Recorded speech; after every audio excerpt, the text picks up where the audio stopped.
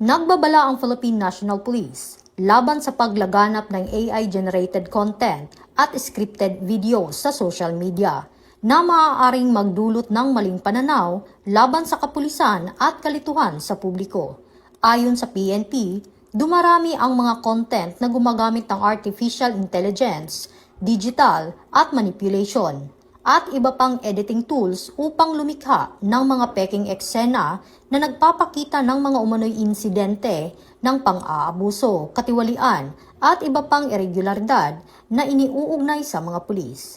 Binigyang diin ng pamunuan na ang ganitong uri ng nilalaman ay maaaring makasira sa tiwala ng publiko at magpalaganap ng misinformation, lalo na kung ang mga video ay ginawang magmukhang aktwal, lehitimo, at ganap sa tunay na presinto o police operation. Pinaalalahanan din ang publiko na maging mapanuri sa mga napapanood online at tiyaking beripikado ang pinagmumulan ng impormasyon bago ito paniwalaan o ibahagi.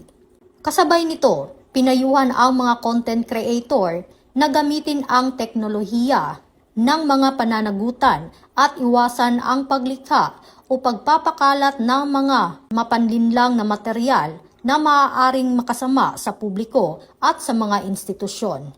Hinihikayat naman ang mga mamamayan na agad i-report sa kinauukulan ang mga kahinahinalang video o post na posibleng bahagi ng misinformation o digital manipulation. Paalala ng PNP, ang teknolohiya ay dapat gamitin para sa tama at responsable nitong layunin, hindi para sa panlilinlang at pagpapakalat ng maling impormasyon.